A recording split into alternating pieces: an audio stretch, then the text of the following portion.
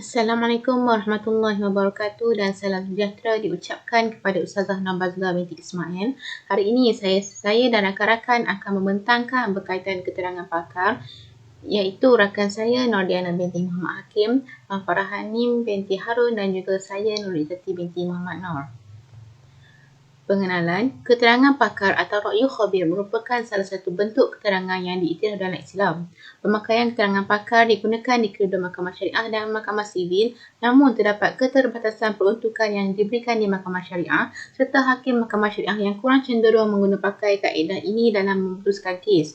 Pemakaian keterangan pendapat pakar sangat penting pada zaman kini kerana dapat membantu pihak mahkamah membuat keputusan yang tepat dan memandu para hakim mengenai perkara yang berada di luar pengetahuan. Konsep keterangan pakar. Dalam bahasa Arab, pendapat pakar dikenali sebagai ra'yu khabir atau al-khabir yang bermaksud kesaksian seseorang yang berkeahlian tentang suatu bidang.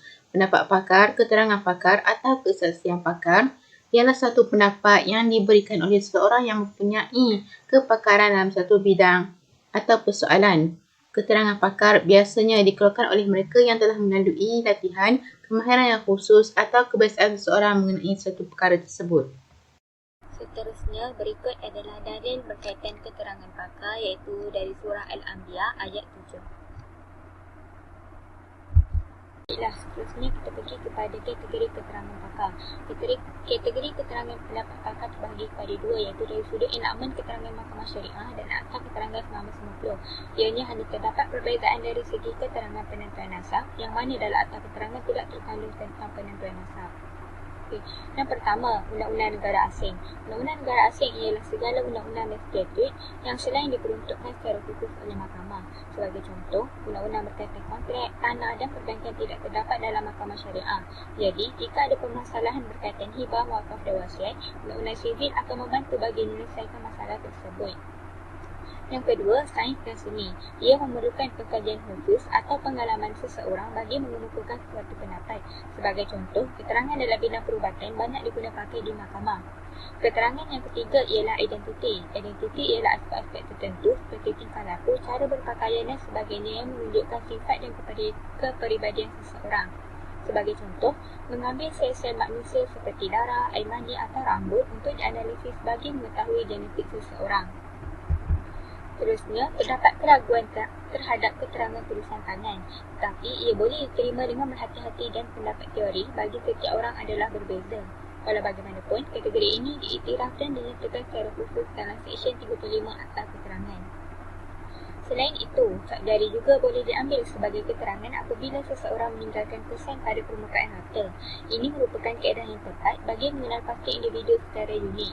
Dalam Al-Quran juga ada mengatakan tentang keterangan cap jari iaitu dalam surah Al-Qiyamah ayat 3 hingga 4.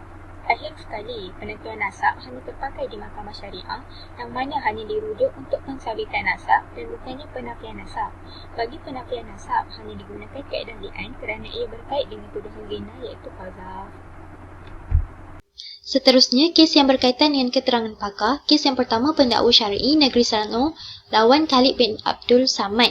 Kes ni berkaitan dengan keterangan pakar DNA. Kes ni berkaitan dengan hakim telah mensabitkan kesalahan melakukan persetubuhan haram ke atas dan tuduh sehingga melahirkan anak luar nikah. Keputusan dibuat berdasarkan keterangan pakar dan pembuktian secara saintifik melalui laporan ujian DNA ke atas ketiga-tiga penyumbang spesimen darah. Mahkamah juga telah menerima hujah pendakwa syar'i bahawa wujudnya qarinah yang kuat yang mengaitkan kesalahan tertuduh iaitu sehingga melahirkan anak luar nikah yang telah berjaya dibuktikan melalui kaedah saintifik. Kes yang kedua, pendakwa raya lawan Surani bin Muhammad Tamsir. Kes ini berkaitan dengan keterangan pakar psikiatri. Dalam kes ini, responden telah didakwa melakukan kesalahan membunuh bapa kandungnya sendiri. Dalam kes ini, ada dua orang pakar psikiatri telah dipanggil dari pihak pendakwaan dan responden untuk menilai tahap kewarasan responden. Keputusan dibuat berdasarkan kelakuan responden sentiasa tersenyum-senyum sendirian semasa berada di mahkamah dan hakim mengambil kira kelakuan responden tu semasa berada di mahkamah tu untuk menentukan sama ada pandangan SD2 atau Dr. Chiah yang boleh diterima oleh mahkamah tentang keadaan mental responden kerana kelakuan responden tu adalah relevan untuk isu yang perlu diputuskan oleh mahkamah. Seterusnya, kesimpulan. Keterangan pakar merupakan keterangan yang sering kali dikemukakan di mahkamah dalam sesuatu kes, sama ada kes sivil, kes jenayah. Keterangan pakar juga dapat membantu dalam memutuskan sesuatu kes kerana mahkamah tak ada kepakaran dan pengalaman dalam semua bidang. Mahkamah juga bergantung dalam keterangan pakar untuk membuat kesimpulan yang betul supaya tak berlaku ketidakadilan, iaitu miscarriage of justice. Oleh itu, peruntukan yang mengawal keterangan pakar ni amat penting kerana dapat menentukan kerelevanan keterangan pakar yang dikemukakan di mahkamah. Sekian, itu sahaja daripada kumpulan kami. Terima kasih.